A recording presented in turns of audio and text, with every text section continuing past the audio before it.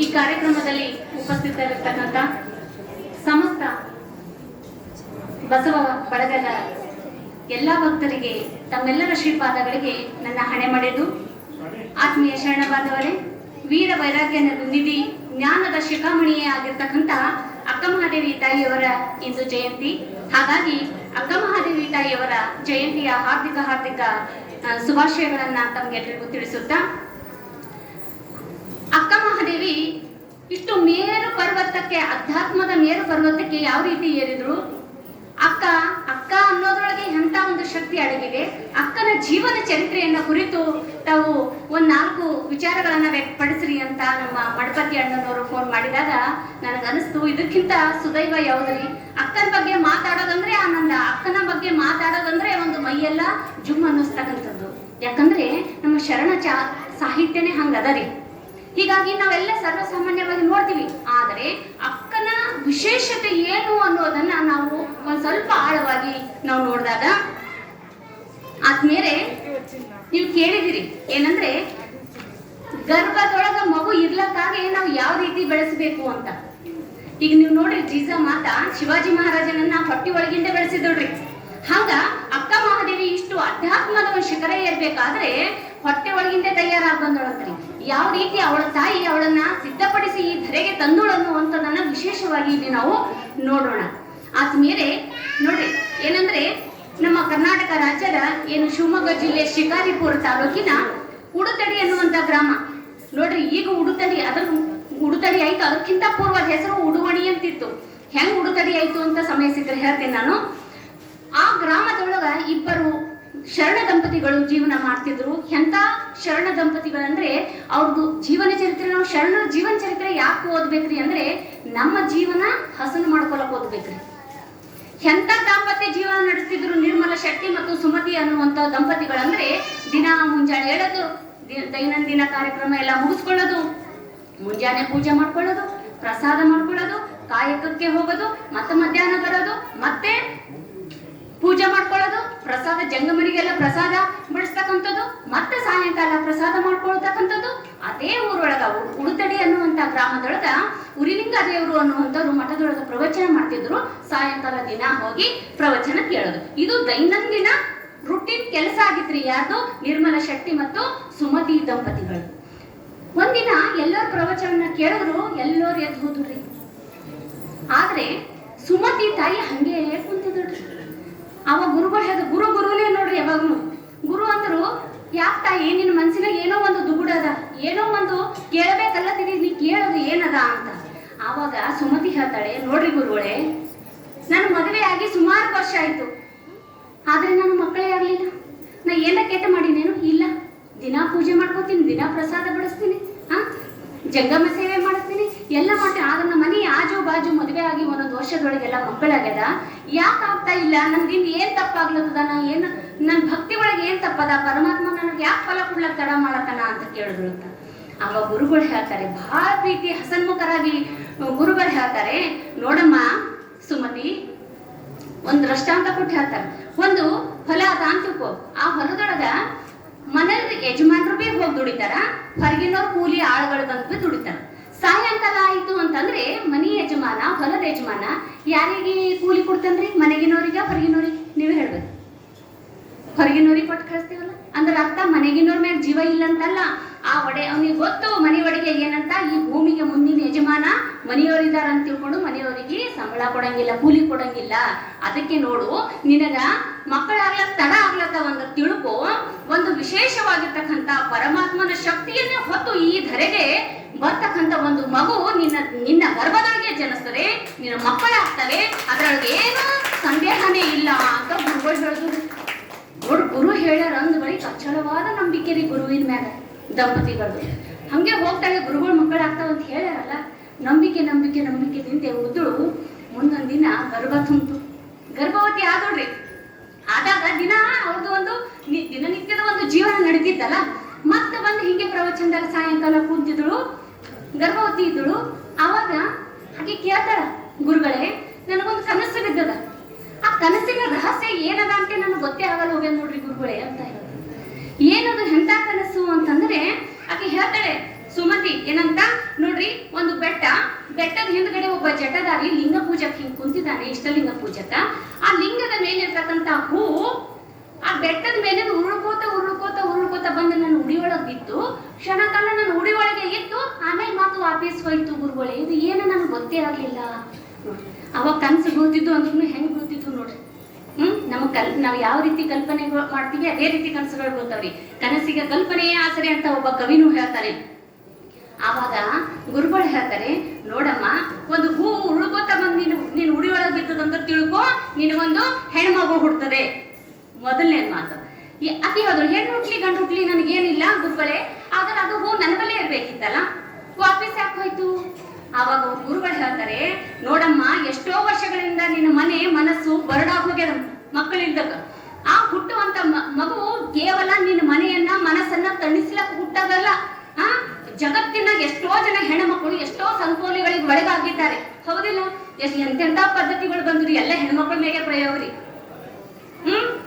ಸತಿ ಸಗಮನ ಪದ್ಧತಿ ಬಂತು, ತಲೆ ಬೋಸ್ಕೊಂಬದ್ ಬಂತು, ಬೆಳ್ಳ ಸೀರೆ ಉಟ್ಕೊ, ಯಾವ ಒಂದೊಂದು ಇದಕ್ಕೆ ಬಂದುರಿ, ಎಲ್ಲ ಹೆಣ್ಮಕ್ಳಿಗೆ ಬಂದುರಿ.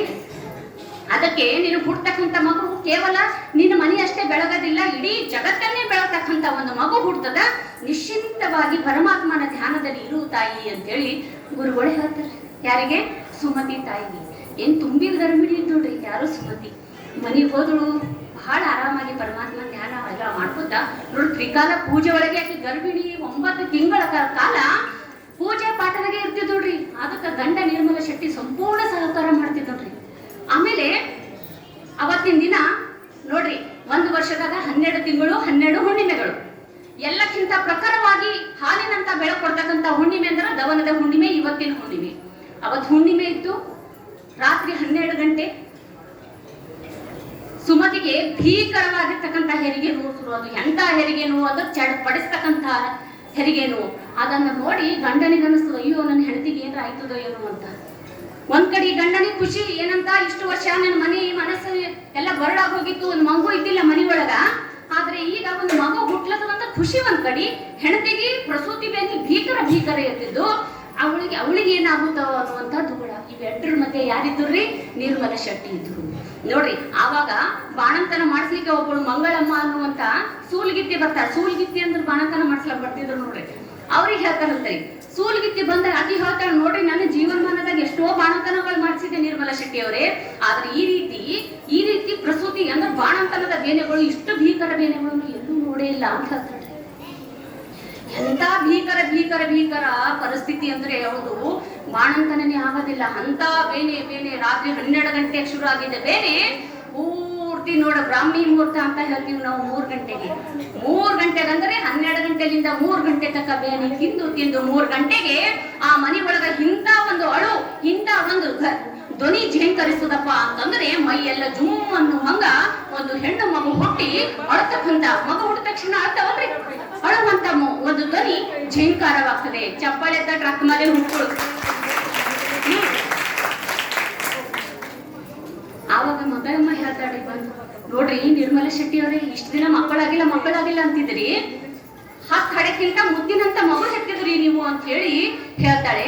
ಅವಾಗ ಇಂಥ ಖುಷಿ ತಾಳ್ಲಿಲ್ಲ ಯಾರಿಗೆ? ನಿರ್ಮಲ ಶೆಟ್ಟಿಗೆ.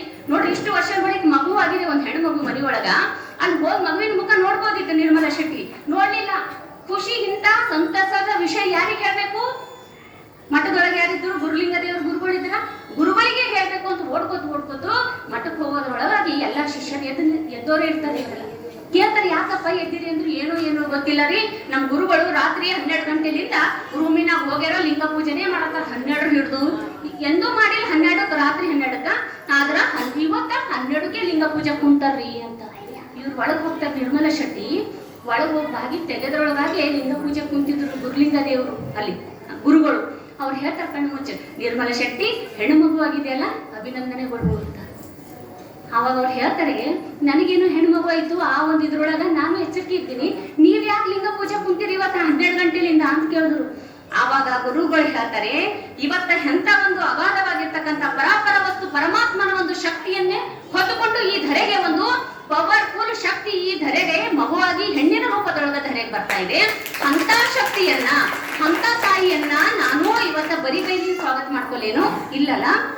ಅದಕ್ಕೆ ಲಿಂಗ ಪೂಜೆ ಮೂಲಕ ಸ್ವಾಗತ ಮಾಡ್ಕೊಳ್ಳುತ್ತೀನಿ ಅಂತ ತಿಳ್ಕೊಂಡ್ಬಿಟ್ಟು ಹೇಳ್ತಾರೆ ನಿರ್ಮಲ ಶೆಟ್ಟಿ ಒಳಗಿನ್ನೆ. ಗುರುಗಳು ಅವಾಗ ಎಲ್ಲಿಗೆ ಬರ್ತಾರೆ? ಮನೆಗೆ ಬರ್ತಾರೆ. ನೋಡ್ರಿ, ಗುರುಗಳ ಮನೆಗೆ ಬರೋವರೆಗೂ ಸುಮತಿ ಆ ಮಗು ಹುಟ್ಟಾರಂತ ತಿಳ್ಕೊಂಡ್ಬಿಟ್ಟು ತಗೊಂಡು ಎದೆ ಹಾಲು ಮುಸ್ಲಿಲ್ರಿ ಆಕಿ.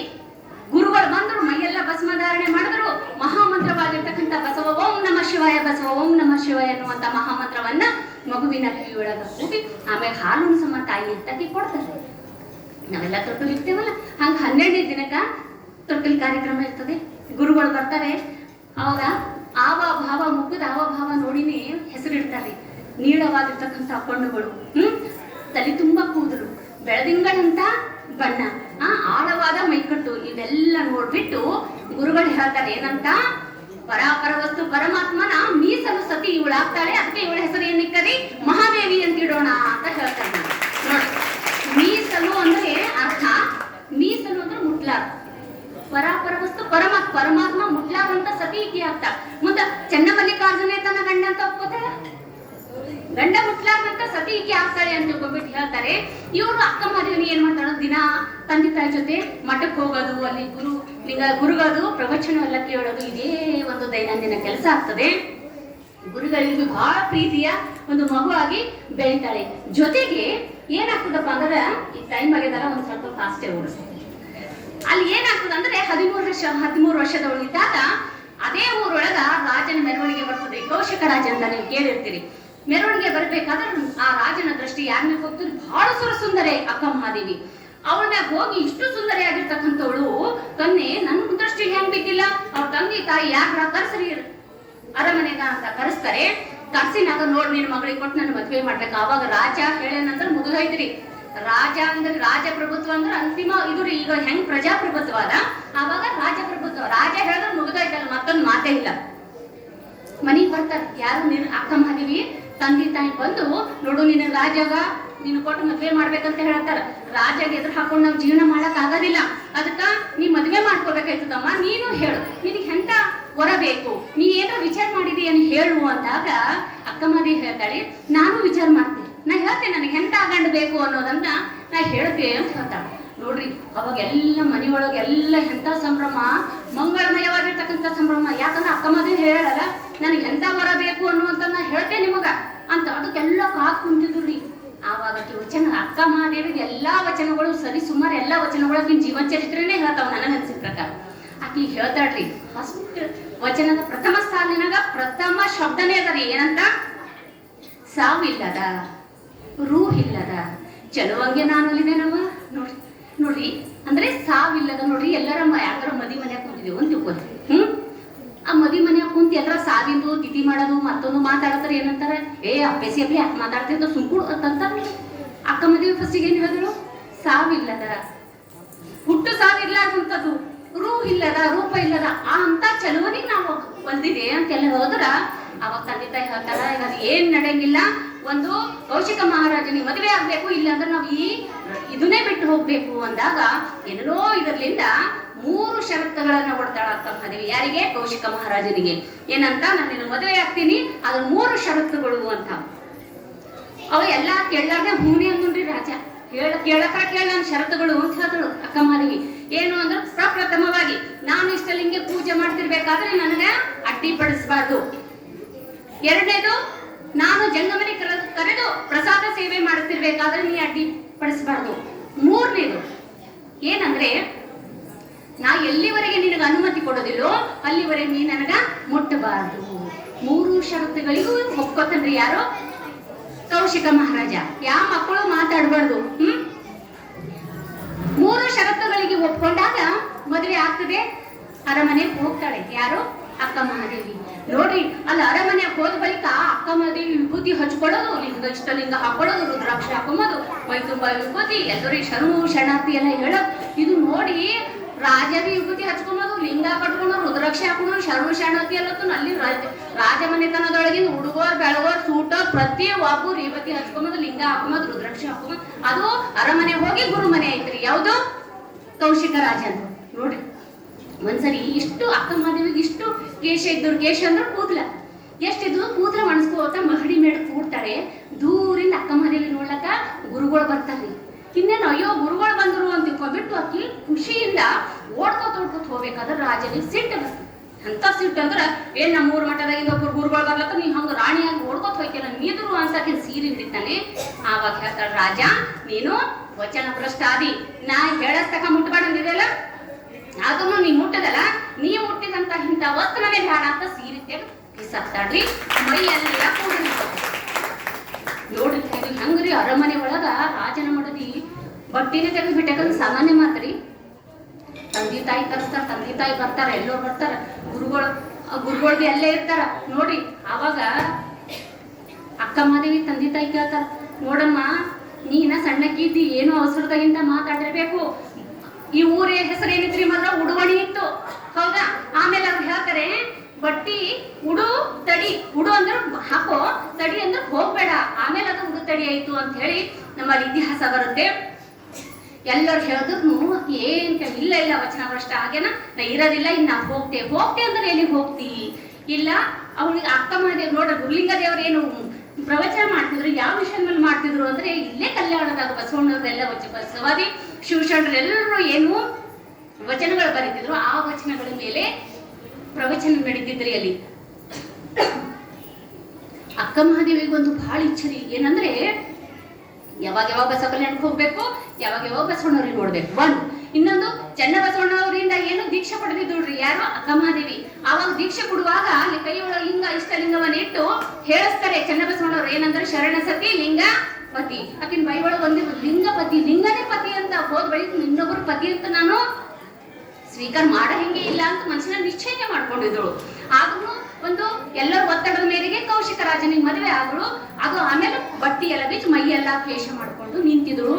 ಅವ್ರ ತಂದೆ ತಾಯಿ ಬಂದು ಕೇಳ್ತಾಳೆ, ಏನ್ ನೀ ಬಹಳ ಸಣ್ಣ ಹುಡುಗಿ ಅಮ್ಮ, ಎಲ್ಲಿಗೆ ಹೋಗ್ತಿ, ಹಸಿವೆ ಆದ್ರೆ ಎಲ್ಲಿ ಊಟ ಮಾಡ್ತಿ, ಎಲ್ಲಿ ಇರ್ತೀನಿ, ಯಾರ ಜೊತೆ ಇರ್ತಿ ಅಂತ ಈ ರೀತಿ ಎಲ್ಲ ಹೇಳಿದ್ರೆ ಮತ್ತ ಅಕ್ಕ ಮಹಾದೇವಿ ಒಂದು ವಚನ ನೀವು ಕೇಳಿರ್ತೀರಿ ಏನಂತ, ಹಸಿವಾದೊಡೆ ಭಿಕ್ಷಾನ್ನಗಳುಂಟು, ತ್ರಷೆ ಆದರೆ ಕೆರೆ ಬಾವಿ ಹಳ್ಳಗಳುಂಟು. ತ್ರಷೆ ಅಂದ್ರೆ ಬಾಯಾರಿಕೆ, ಆಮೇಲೆ ಶಯನಕ್ಕೆ ಎಲ್ಲರ ಆರಾಮ ಮಾಡ್ಬೇಕಾದ್ರೆ ಹಾರಳು ದೇಗುಲವುಂಟು, ಆತ್ಮ ಸಂಘಾತಕ್ಕೆ ಯಾರುಂಟು ಚನ್ನ ಮಲ್ಲಿಕಾರ್ಜುನಯ್ಯ ನೀವು ಉಂಟು. ನೋಡಿ ಇಷ್ಟೆಲ್ಲ ಇರ್ಲಕ್ಕ ನಾ ಯಾಕಂಜಲಿ ಅಂತಂದೋಳು. ನೋಡ್ರಿ ಇಷ್ಟೆಲ್ಲ ನಡೆದಿತ್ತು. ಆವಾಗ ಗುರುಲಿಂಗ ದೇವ್ರು ಏನಿದ್ರು ನೋಡಿ ಗುರುಗಳು ಮಠದಾಗಿದ್ದು ಅವ್ರ ಗಪ್ ಕೈ ಕಟ್ಕೊಂಡು ನಿಂತು ನೋಡತ್ತಿದ್ರಿ. ಅವಾಗ ಇವ್ರು ಹೇಳ್ತಾರ ಅಕ್ಕ ಮಹಾದೇವಿ ತಂದೆ ತಾಯಿ ಏನಂತ, ಗುರುಗಳೇನು ಇವರ ಹೇಳ್ರಿ ಇಷ್ಟು ನಡೆದದ, ನೀವೇನು ಹೇಳಲೇ ಹೋಗಿರಿ, ನಿಶಬ್ದವಾಗಿ ನಿಂತಿರಿ, ಏನು ಒಂದು ಶಬ್ದನೂ ಹೇಳ್ತಾ ಇಲ್ಲ, ಅದ್ ನೀವೇನ ಹೇಳ ಅಕ್ಕ ಮಹಾದೇವಿ ನಿಮ್ ಮಾತು ಕೇಳ್ತಾಳ ಅಂತಂದ್ರ ಆವಾಗ ಗುರುಗಳು ಹೇಳ್ತಾರ, ನಿಂಗಮ್ಮನು ಅಂತ ಸುಮತಿ ಮತ್ತು ನಿಂಗಮ್ಮ ಅಂತ ಅವರಿಗೆ ಕರೀತಾರೆ. ಸುಮತಿ ನೀನ್ ನೆನಪು ಮಾಡ್ಕೋ, ನಿನ್ಗೊಂದು ಕನಸು ಬಿದ್ದಿತ್ತು ಹೌದಾ. ಬೆಟ್ಟದ ಮೇಲಿರ್ತಕ್ಕಂಥ ಒಬ್ಬ ಜಟದಾರಿ ಲಿಂಗದ ಮೇಲಿರ್ತಕ್ಕಂಥ ಹೂ ಉಳ್ಕೋತ ಬಂದು ನೀನು ಉಡಿಯೊಳಗೆ ಬಿತ್ತು, ಕ್ಷಣಕಾಲ ಅಲ್ಲೇ ಹೋದ್ ಮತ್ತ ಹೂವ ವಾಪಸ್ ಹೋಯ್ತಲ್ಲ, ಆಗ ಈ ಹೂವ ವಾಪಸ್ ಹೋಗೋ ಸಮಯ ಬಂದದ. ಪರಮಾತ್ಮನ ಶಕ್ತಿಗೆ ತಡೆಯುವಂತ ತಾಕತ್ತು ಜಗತ್ತಿನೊಳಗೆ ಯಾರಿಗೂ ಇಲ್ಲ. ಈ ಶಕ್ತಿಗೆ ನೋಡಿ ಯಾವತ್ತನ ನಾವು ಈ ಪ್ರಕೃತಿ ಶಕ್ತಿ ತಡಿಲಕೈತದೆ, ಗಾಳಿ ಬೆಳಕು ಬಿಸಿಲಿಗೆ ತಡಿಲಕೈತದೇನೋ ಅದೇ ರೀತಿ ತಡಿಬೇಡ ಅಂತ ಹೇಳುದು. ಈ ಶಕ್ತಿಗೆ ನೀನು ತಡಿಲೇ ಬೇಡ ಅಂತ. ಆವಾಗ ಬಹಳ ಪ್ರೀತಿಯಿಂದ ಅಕ್ಕ ಮಹಾದೇವಿ ಗುರುಗಳಿಗೆ ವಂದಿಸ್ತಾ ವಚನದಾಗ ಬರಿತಾಳ ನೋಡ್ರಿ, ನರ ಜನ್ಮವ ತೊಳೆದು ಹರ ಜನ್ಮವ ಮಾಡಿದ ಗುರುವೇ ನಮೋ ನಮಃ ಅಂತ.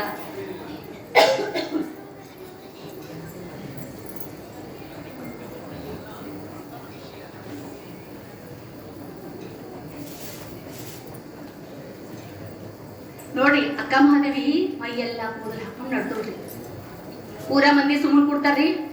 ಎಷ್ಟೋ ಜನ ಅಂದ್ರತೆ ನೋಡ ಅಕ್ಕ ಮದುವೆ ರಾಣಿಯಾಗಿರ್ಬೇಕಾ, ಮೈಯೆಲ್ಲ ಕೂದಲು ಹಾಕೊಂಡು ನೋಡ್ದೋಳ ಅಕ್ಕ ಮದುವೆ ಹುಚ್ಚಿಯಾಗ್ಯಾಳಂದ್ರಂತ ಎಷ್ಟೋ ಜನ. ಅಕ್ಕ ಮದುವೆ ದೇವ್ ಹಿಡ್ದಂದ್ರಂತ್ರಿ ಎಷ್ಟೋ ಜನ. ಅದಕ್ಕೆ ಮತ್ತೆ ಅಕ್ಕನ ಒಂದು ವಚನ ಪ್ರಸ್ತುತ ಆಯ್ತು ನಮಗೇನಂತ, ಬೆಟ್ಟದ ಮೇಲೊಂದು ಮನೆಯ ಮಾಡಿ ಮೃಗಗಳಿಗೆ ಅಂಜಿದಳಂತಯ್ಯ, ಸಂತೆ ಒಳಗೊಂದು ಮನೆಯ ಮಾಡಿ ಶಬ್ದಕ್ಕೆ ನಾಚಿದಳಂತಯ್ಯ. ಹೇಳ್ರಿ ಹೌದಿಲ್ಲ. ಈ ಲೋಕದ ಭಜನೆ ಒಳಗೆ ಸಿಕ್ಕದ ಬಳಿಕ ಸ್ತುತಿ ನಿಂದೆ ಏನೇ ಬರ್ಲಿ ಸಮಾಧಾನಿಯಾಗಿರು, ಮನಸ್ಸಿನ ಕೋಪ ಮಾಡ್ಕೋಬೇಡ ಅಂತ. ಅಂಬೋರ್ ಏನ್ಯಾಕಂತ ಇರ್ಲಿ, ನೀ ಯಾರ ಬಗ್ಗೆನೂ ಕೋಪ ಮಾಡ್ಕೊಳ್ಳಾರ್ದೆ ಸಮಾಧಾನಿಯಾಗಿರು ಅಂತ ತಿಳ್ಕೊಂಡ್ಬಿಟ್ಟು ಅದು ವಚನ ಬರೀತಾಡ್ರಿ. ಅದಕ್ಕೆ ಹೇಳ್ತಾರೆ ಅಕ್ಕ ಮಹಾದೇವಿ ಹೆಚ್ಚು ಕಮ್ಮಿ ವಚನಗಳು ಆಕಿ ಜೀವನ ಚರಿತ್ರೆನೇ ಹೇಳ್ತವೆ ನೋಡ್ರಿ. ನಡೆದಳು ಅಕ್ಕ ಮಹಾದೇವಿ ಹೋಗ್ತಾ ಹೋಗ್ತಾ ಹೋಗ್ತಾ ಎಷ್ಟೋ ಜನ ಕಾಮುಕರಕ್ಕೆ ಬೆನ್ನಿದ್ದು ಬಿಡ್ತಾನೆ ಇಲ್ಲ. ಹಾಗಾಗಿ ಹೇಳ್ತಾಳೆ, ನೋಡು ನನ್ ಹಿಂದೆ ಬರಬಾರ್ದು ಅಂದ್ರೆ ಬರ್ತೀರಿ ಅಂತ ತಿಳ್ಕೊಂಡ್ಬಿಟ್ಟು ಒಂದೇ ಸರಿ ಕೂದು ತೆಗುದಿ ಮೈ ಮೇಲೆ ಹಾಕೊಂಡಿದ್ದಾಳಲ್ಲ ಕೇಶ ತೆಗೆದು ನಿಂತಾಗ ಅವರೆಲ್ಲ ಏಪ್ಪ ಇದೊಂದು ದೆವ್ವರ ಇರ್ಬೇಕು, ದೊಡ್ಡ ದೇವ್ರ ಶಕ್ತಿನ ಇರಬೇಕು ಅಂದ್ರೆ ದೇವಗಿವ ಏನಿಲ್ಲ, ನಿಮ್ ಹಂತರಿಗಾಗಿ ನಾ ಒಂದ್ ದೊಡ್ಡ ಶಕ್ತಿನೇ ತೋರಿಸಿರಿ ಅಂತ ಅಕ್ಕ ಮಾರಿ ಹೇಳ್ತಾಳೆ. ಬರುವಾಗ ಎಲ್ಲಿಗೆ ಕಲ್ಯಾಣಕ್ಕೆ ಬರುವಾಗ ಅಕ್ಕ ಮಹಾದೇವಿ ನೋಡ್ರಿ ಹೆಂಗ ಅಂತಂದ್ರೆ ಗಿಳಿಗಳಿಗೆ ಮಾತಾಡ್ಸ್ಕೊತ ಬರ್ತಾಳ್ರಿ, ಕೋಗಿಲೆಗಳಿಗೆ ಮಾತಾಡ್ಸ್ಕೊತ ಬರ್ತಾಳ, ಹಂಸಗಳಿಗೆ ಮಾತಾಡ್ಸ್ಕೊತ ಬರ್ತಾಳ, ಬೆಳದಿಂಗಳಿಗೆ ಮಾತಾಡ್ಸ್ಕೊತ ಬರ್ತಾಳ. ಯಾರು ಅಕ್ಕ ಮಹಾದೇವಿ. ನಾವ್ ಹೆಂಗಾಗಿದೀವ್ರಿ ಈಗ ಅಂದ್ರ ಎದರಿನಕ್ಕಿ ನಾವು ಮಾತಾಡದೆ ನಾಕಿ ಮಾತಾಡ್ಬೇಕು, ಅವ್ರು ಮಾತಾಡ್ಲಾರ್ದೆ ನಾ ಯಾಕೆ ಮಾತಾಡ್ಬೇಕು? ನಮ್ ಒಳಗೆ ಇಷ್ಟು ಹಮ್ಮು ತುಂಬ್ಕೊಂಡದ್ರಿ ಅಂತಂದ್ರೆ ಒಂದ್ಸರಿ ಹೆಗ್ಗಣ ಅಂದ್ರೆ ಗೊತ್ತ್ರಿ, ಹೆಗ್ಗಣ ಮಣಕ್ ಎದರ್ತದ ನೋಡ್ರಿ. ಹೆಗ್ಗಣ ಒಬ್ಬರು ಮನಿ ಮಣಕ್ ಎದರ್ತಿತ್ತಂತ, ಅದ್ರ ಮ್ಯಾಗ ಹೋಗಿ ಕೂಡ್ತಿತ್ತಂತ, ಮತ್ ಅಳತಿ ಮಾಡ್ಕೊತಿತ್ತಂತ. ಇನ್ನ ಒಂದ್ ಗೇಣ್ ಕೆದರ್ಬೇಕೆ ನಾವು ಮಾಡೋದು ಅಂತಿತ್ತ. ಮತ್ ಹೆಗ್ಗಣ ಮಣಕ್ ಎದರೋದು, ಮತ್ ಅದ್ರ ಮ್ಯಾಗ ಕುಂಪಿ ಮ್ಯಾಗ ಹೋಗಿ ಕೂಡೋದು, ಮತ್ ಅಳತಿ ಹಾಕೋತಿತ್ತಂತ. ಮತ್ ಹಂಗ ನಮ್ ಒಳಗೆ ಎಷ್ಟೋ ಒಳ್ಳೆ ಗುಣಗಳವರಿ, ಆದ್ರೆ ಎಲ್ಲಾ ಒಳ್ಳೆ ಗುಣಗಳು ಎಲ್ಲ ದಬಸೆಕ್ಲಕ್ ನಮ್ ಬರ್ವಿ ಅಹಂಕಾರ ಅಂಬದ್ ಒಂದ್ ಏನ್ ತುಂಬೆ ನೋಡ್ರಿ, ಅದಕ್ಕೆ ಅಹಂಕಾರ ಅಂಬದ್ ತೆಗ್ದಾಕ್ಬೇಕ್ರಿ. ಅಕ್ಕ ಮಹಾದೇವಿ ನೋಡು ಇದು ಜೀವನ ಚರಿತ್ರೆ ಯಾಕೆ ಓದ್ಬೇಕಂದ್ರೆ ಇದ್ರ ಕಡೆ ಇದೆ ರೀ. ಎಷ್ಟ್ ಚಂದ ಹೇಳಿದಳು ಅಕ್ಕ ಮಹಾದೇವಿ ಅಂದ್ರೆ ಹೋಗ್ತಾ ಹೋಗ್ತಾ ಹಂಬಲಿಸ್ತಾಳ್ರಿ. ಈಗ ಯಾವ ರೀತಿ ಚನ್ನಮಲ್ಲಿಕಾರ್ಜುನ ಬೇಕು ನೋಡ್ಬೇಕು ಅಂದ್ರೆ ಚಿಲುಪಿಲಿ ಎಂದು ಓದುವ ಗಿಳಿಗಳಿರ ನೀವು ಕಾಣಿರೆ ಗಿರಿಯ ಗೌವರದೊಳಗಾಡುವ ಹಂಸೆಗಳೇ. ನೋಡಿ ಎಲ್ಲ ಹಂಸೆಗಳಿಗೆ ಗಿಳಿ ಬೆಳದಿಂಗಳಿಗೆ ಎಲ್ಲರೂ ಕೇಳ್ತಾಳೆ ಏನಂತ, ಯಾರಾದ್ರೂ ನಮ್ ಚನ್ನಮಲ್ಲಿಕಾರ್ಜುನ ನೋಡಿದ್ರೆ ನಾನು ತೋರ್ಸ್ರಿ ನೋಡ್ರಿ ಅಂತ. ನೋಡ್ರಿ ನಮಗ್ ದೇವ್ರಿಗಾಗಿ ಹಂಬಲ್ಸೋರ್ ನಾವ್ ಯಾರ ಇದ್ದೀವಿ? ಹೇಳಿ ನೋಡ, ಹಂಬಲ್ಸ್ಬೇಕ್ರಿ. ಪರಮಾತ್ಮನ ಹಂಬಲ ನಮ್ಗೆ ಇರಬೇಕು.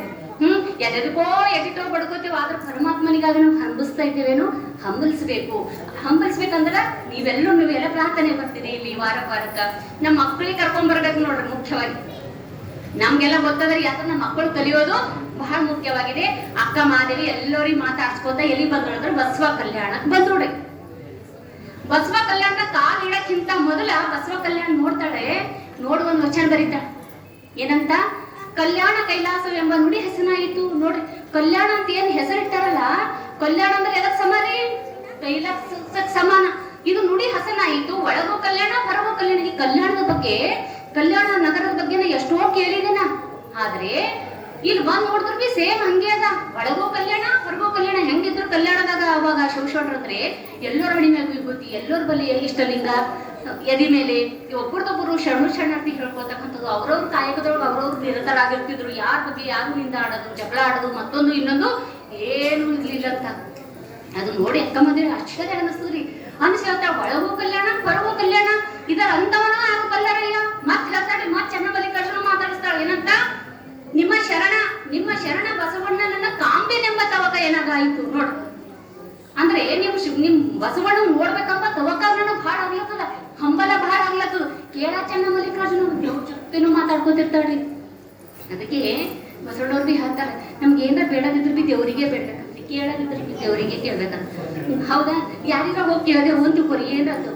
ಆವಾಗ ಕೆಲವೊಬ್ರು ಇದ್ರು ಚಲೋ ಆಯ್ತು ಅಂತ, ಕೆಲವೊಬ್ರು ನೋಡಕ್ಕೆ ಪೈಲ ಹಿಂಗ್ ಮಾಡಿ ಚಲೋ ಆಗ್ಯದಿತ್ತು, ಹೌದಿಲ್ಲ ಹಿಂಗಂಬರ್ನು.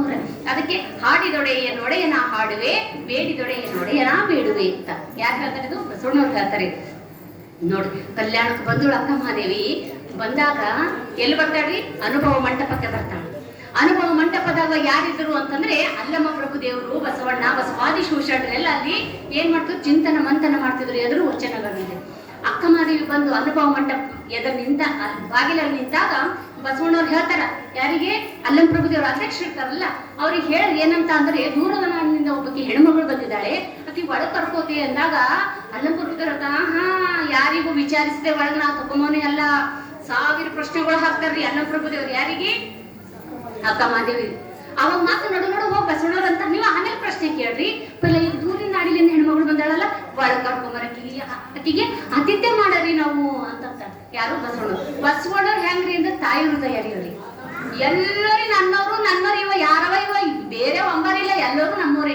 ಬಸವಣ್ಣ ಮನೆಗೆ ಕಳ್ಳ ಬಂದು ಆಕಳು ಬಿಟ್ಕೊಂಡು ನೋಡಿದ್ರು, ಕಳ್ಳು ಹೇಳಿದ್ರು ನನ್ ಬರೀ ಆಕಳು ಯಾಕೋಯ್ತಪ್ಪ, ಆಕಳು ಸರಿ ಆಕುಡ್ದು ಕರ್ವಿ ಬಿ ತಗೊಂಡು ಹೋಗು ಅಂತ. ನೋಡ್ರಿ ಇಂಥವ್ರು ಯಾರು? ಬಸವಣ್ಣ. ಹೌದಿಲ್ಲ? 1000 ಪ್ರಶ್ನೆಗಳೆಲ್ಲ ಕೇಳಿದ ಬಳಿಕ ಅನುಭವದ ಶೂನ್ಯ ಪೀಠದ ಮೇಲೆ ಕುಂತಿದ್ರಲ್ಲ ಅಧ್ಯಕ್ಷರು ಅಲ್ಲಂ ಪ್ರಭುದೇವರು, ಅಲ್ಲಿಂದ ಎದ್ದು ಬಂದು ಅಕ್ಕ ಮಾದೇವಿ ಬಂದು ಹೋಗಿ ಅಕ್ಕಿನ ಕಾಲು ಮುಟ್ಟಿ, ನನ್ನವ್ವ ನನ್ನ ತಾಯಿ ಬಾ ಅನುಭವ ಮಂಟಪದ ಒಳಗ ನಿನಗ ಸ್ವಾಗತದ ಅಂತ ಒಳಗ್ ಕರ್ಕೊಂಡ್ರು. ತುಂಬಿದ ಸಭೆ ಇತ್ತು. ಅನುಭವ ಮಂಟಪ the first parliament in the world, ಜಗತ್ತಿನ ಪ್ರಥಮ ಸಂಸತ್ತು ಅಂತ ಏನ್ ನಾವು ಕರಿತೀವಿ.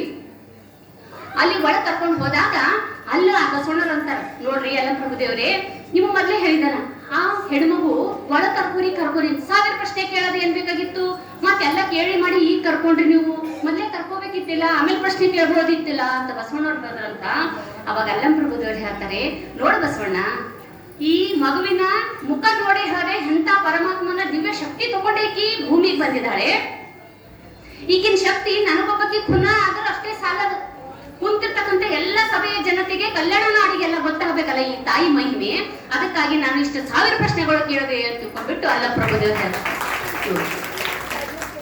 ಅಕ್ಕ ಮಹಾದೇವಿ ಅಲ್ಲಿ ಅನುಭವ ಮಂಟಪದಾಗ ಎಲ್ಲರ ಮಧ್ಯ ಎಷ್ಟು ಪ್ರೀತಿ ಪಾತ್ರ ಆಗ್ತಾಳಂದ್ರೆ, ಅನುಭವ ಮಂಟಪದಿಂದ ಅಕ್ಕ ಅನ್ನುವಂತ ಒಂದು ಪದವಿ ಕೊಡ್ತಾರೆ. ಎಲ್ಲರೂ ಅಕ್ಕ ಮಹಾದೇವಿಗೆ ಅಕ್ಕ ಅಕ್ಕ ಅಕ್ಕ ಅಕ್ಕ ಅಂತೇಳಿ ಸಂಬೋಧನೆಯನ್ನ ಮಾಡ್ತಾ ಇರ್ತಾರೆ. ನೋಡ್ರಿ ಕಲ್ಯಾಣದಾಗ ಹೆಂಗ್ ನಡೆದಿತ್ತು ಅಂದ್ರೆ, ರಂಗೇರ್ ಹೋಗಿದ್ರಿ ದಿನ ಎಷ್ಟು 770 ಅಮರಗುಣಗಳು ಬರ್ತಿದ್ವು.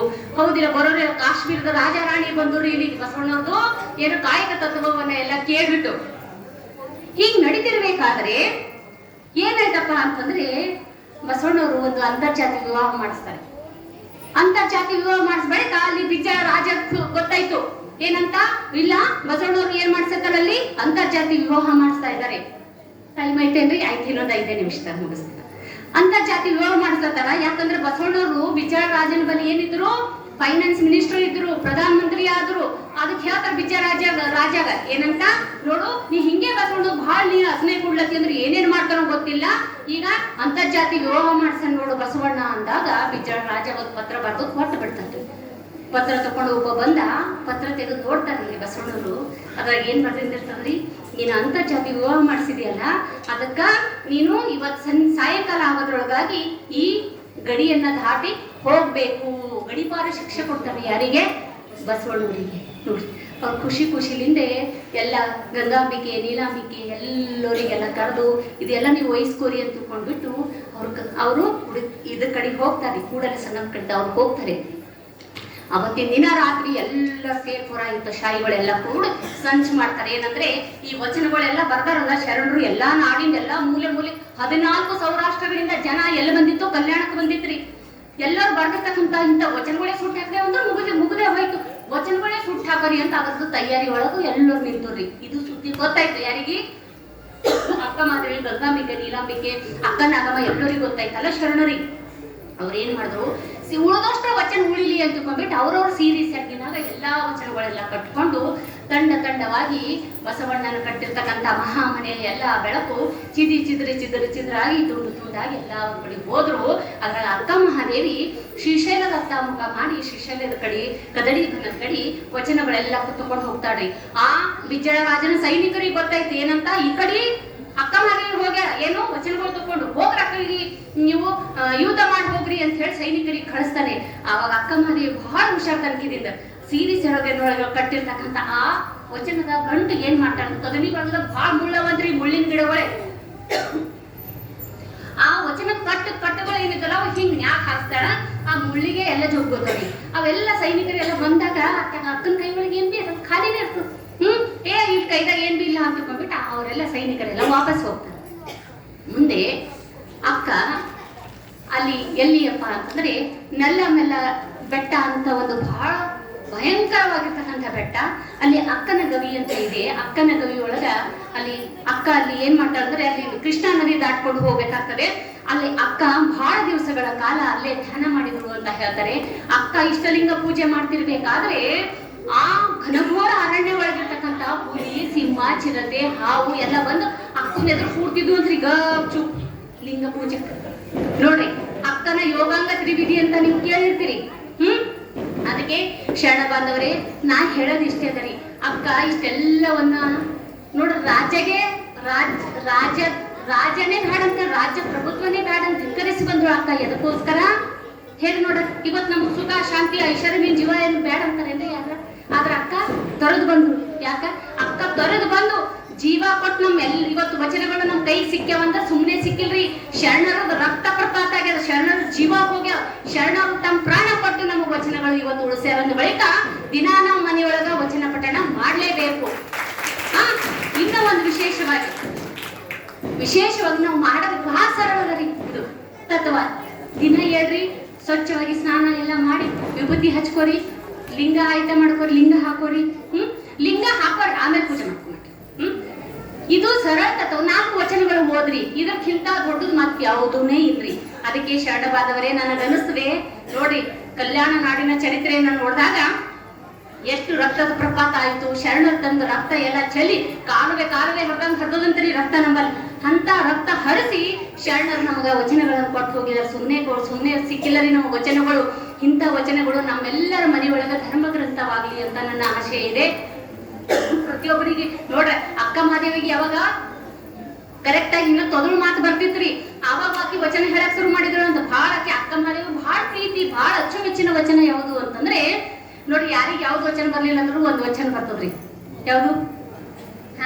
ಇಲ್ಲಿ ನಮ್ ಶಿಷ್ಯರು, ನಮ್ ಸ್ಟೂಡೆಂಟ್ ಇವರು ತಂದೆ ನೀನು ತಾಯಿ ನೀನು ಅಂತ ವಚನ ಇದೆಲ್ಲ, ಅದು ವಚನ ಫಸ್ಟ್ ಹೇಳಿದ್ರು ಯಾರು? ಅಕ್ಕ ಮಹಾದೇವಿ. ಹಾಗಾಗಿ ತಮ್ಮೆಲ್ಲರಿಗೂ ಅಕ್ಕ ಮಹಾದೇವಿಯ ತಾಯಿಯವರ ಜಯಂತಿಯ ಹಾರ್ದಿಕ ಶುಭಾಶಯಗಳನ್ನ ಹೇಳ್ತಾ, ನೋಡ್ರಿ ನಮ್ಗೆ ಉಳಿಸೋದದ ಬೆಳೆಸೋದರಿ. ಈ ಧರ್ಮ ಪ್ರತ್ಯೇಕ ಅಂತಿಲ್ಲರಿ.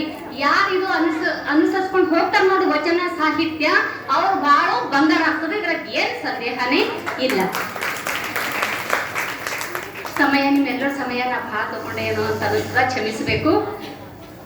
ಮತ್ತೆ ನನ್ನ ಮಾತಿನಲ್ಲಿ ಏನಾದರೂ ಏರುಪೇರಾದ್ರೆ ಕ್ಷಮಿಸಬೇಕು ಅಂತ ಮತ್ತೆ ಹೇಳ್ತಾ, ಆತ್ಮೀಯ ಶರಣಬಾದವರೇ, ನನಗಿದು ಜೈರಾಬಾದ್ ಹೊಸದು. ನಾ ಇದು ಬರಸ್ತಕ್ಕ ಅನ್ಸತಿದ್ದೀವಿ, ಹೊಸ ಊರು, ಇಲ್ಲಿ ಯಾರು ನಮ್ಗೆ ಗೊತ್ತೇ ಇಲ್ಲ ಅಂತ. ಇಲ್ಲಿ ಬಂದ ಬಳಿಕ ನಿಜವಾಗಿ ಹೇಳ್ತೆ, ನಾ ಜೈರಾಬಾದ್ದಾಗಿಲ್ಲ, ನಾ ಬೀದರ್ ಬಸವ ಶರಣ ಉದ್ಯಾನದಾಗೆ ಇದ್ದೆ ಅಂತ ಅನ್ಸತ್ತು. ಯಾಕಂದ್ರೆ ಇಲ್ಲಿ ಬಂದು ನಮ್ಗೆ ಸ್ಟೂಡೆಂಟ್ ಸಿಕ್ಕುಡ್ರಿ, ನಮ್ಮ ಅಕ್ಕನ ಗೆಳತಿ ಸಿಕ್ಕುಳು, ಇನ್ನು ನಮ್ಮ ಫ್ಯಾಮಿಲಿ ಬಹಳ ಹತ್ತಿರವಾಗಿರ್ತಕ್ಕಂಥ ಒಬ್ಬರು ಅಣ್ಣವ್ರು ಸಿಕ್ಕರು. ಎಲ್ಲರೂ ನೀವೆಲ್ಲರೂ ನಮ್ಮ ಬಳಗನೆ ಇದ್ರಿ, ನಾನ್ ನಿಮ್ ಬಳಗನೆ ಇದ್ದೆ. ಜೈರಾಬಾದ್ ಅಂದ್ರೆ ಇವತ್ತಿನ ಬಾ ನನ್ನ ತವ್ರ ಮನೆ ಇದ್ದಂಗಿದ್ರು. ನೋಡ್ರಿ, ನಿಮ್ಗೆ ಇಲ್ಲಿ ಎಲ್ಲ ಕಾರ್ಯಕ್ರಮ ಮಾಡ್ತೀರ ಅಂತ ಕೇಳಿ ನನಗೆ ಬಹಳ ಖುಷಿ ಆಯ್ತು. ಮೆರವಣಿಗೆ ಒಳಗಡೆ ನಿಜವಾಗ್ಲೂ ನನ್ನ ಮೈ ಎಷ್ಟು ಜುಮ್ ಅಂತಿತ್ತು ಅಂದ್ರೆ ನಾನು ಬಂದು ಕೋಲ್ ಹಾಕ್ಲೇನು ಅಂತ ಅದು ನನ್ನ ಕಂಟ್ರೋಲ್ ಮಾಡ್ಕೊಡತ್ ನೋಡಿ. ಬಹಳ ಖುಷಿ ಆಯ್ತು. ಯಾವುದೇ ಕಾರ್ಯಕ್ರಮ ಮಾಡ್ರಿ, ನಿಮ್ಗೆ ಎಲ್ಲರ ಗೆಸ್ಟ್ ಸಿಗ್ಲಿಲ್ಲ ಅಂದ್ರೆ ಇಲ್ಲಿಂದೆಲ್ಲ ಅಧ್ಯಕ್ಷರಿಗೆ ಹೇಳ್ತೀರಿ, ನಿಮಗ್ ಗೆಸ್ಟ್ ಅದು ಯಾರ ಸಿಗ್ಲಿಲ್ಲ ಅಂತಂದ್ರೆ ನನಗೆ ಫೋನ್ ಮಾಡಿ, ನಾನು 100% ನಾ ಬರ್ತೀನಿ. ಯಾವುದೇ ಕಾರ್ಯಕ್ರಮ ಇರ್ಲಿ, ನಮ್ಮ ಶರಣ ಸಾಹಿತ್ಯಕ್ಕೆ ಸಂಬಂಧಪಟ್ಟಿರಿ, ಯಾವುದೇ ಜಯಂತಿ ಇರ್ಲಿ, ಮತ್ತೊಂದು ಶರಣರ ಬಗ್ಗೆ ಮಾತಾಡೋದಿರ್ಲಿ. ನಿನ್ನೆ ಕೊಡಂಬಲ್ ಸರ್ ಬಂದಿದ್ರು ಅಂತ ಅವ್ರ ಅಕ್ಕವ್ರು ಹೇಳ್ತಿದ್ರು.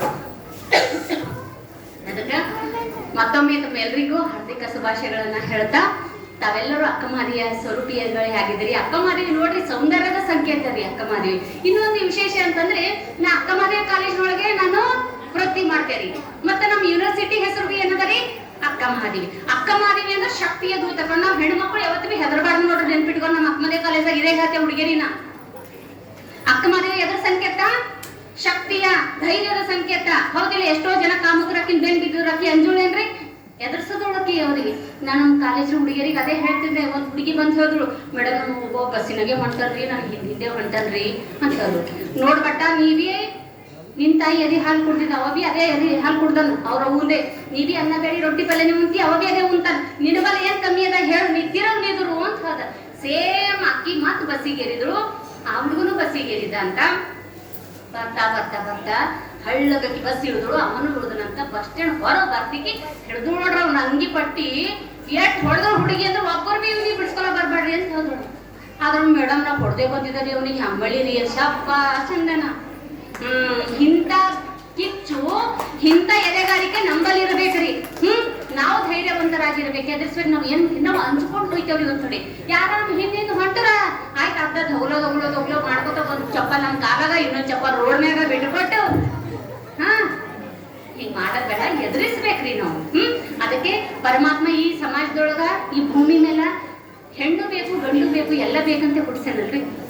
ಹಾಗಾಗಿ ನಮ್ಮ ಸಾಮರ್ಥ್ಯಕ್ಕೆ ತಕ್ಕಂಗೆ ನಾವು ಕೆಲಸವನ್ನ ಮಾಡ್ಕೊತ ಕಾಯಕ ಮಾಡ್ಬೇಕು ನೋಡ್ರಿ. ಪ್ರತಿಯೊಬ್ಬರು ಯಾರು ಕಾಯಕ ಮಾಡಂಗಿಲ್ಲ ಅವ್ರಿಗೆ ವ್ಯಾಧಿಗಳು ಕಟ್ಟಿಟ್ಟ ಬುತ್ತಿ. ವ್ಯಾಧಿ ಅಂದ್ರೆ ರೋಗ. ಅದಕ್ಕೆ ಹಿತಮಿತ ಆಹಾರ ಇರ್ಲಿ, ಮತ್ತೆ ಕಾಯಕ ಇರಲಿ, ವಿಶೇಷವಾಗಿ ದಾಸೋಹ ಇರಲಿ ಅನ್ನುವಂತ ಮಾತನ್ನ ಹೇಳ್ತಾ ನನಗೆ ಮಾತನಾಡಲಿಕ್ಕೆ ಅವಕಾಶವನ್ನು ಮಾಡಿಕೊಟ್ಟಿರ್ತಕ್ಕಂಥ ತಮ್ಮೆಲ್ಲರ ಶ್ರೀಪಾದಗಳಿಗೆ ನಾನು ಮತ್ತೊಮ್ಮೆ ವಂದಿಸಿ ನನ್ನ ಮಾತುಗಳನ್ನ ಇಲ್ಲಿಗೆ ಮುಗಿಸ್ತೀನಿ. ಮತ್ತೊಮ್ಮೆ ಎಲ್ರಿಗೂ ಶರಣು ಶರಣ.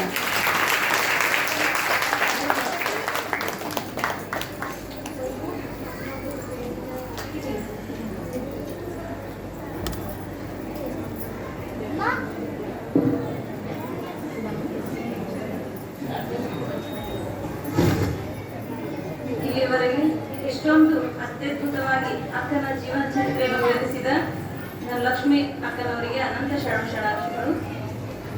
ಇಲ್ಲಿಯವ್ರು ನನ್ನ ಕನ್ನಡನೇ ಚಲೋ ಅಂತೀರಿ, ಇವ್ರು ನಮ್ಮ ಕನ್ನಡ ಲೆಕ್ಚರ್ ನೋಡಿ. ಅಕ್ಕನ ಗಂಗಾಂಬಿಕೆ ಅಕ್ಕ ಪ್ರೀತಿಯ ಗೆಳತಿಯವರು. ಅಕ್ಕ ಇಷ್ಟೊಂದು ನಿಮ್ಗೆ ಕಾಯಿಸಿದ ದಯವಿಟ್ಟು ನಮ್ಗೆ ಕ್ಷಮೆ ಇರಲಿ.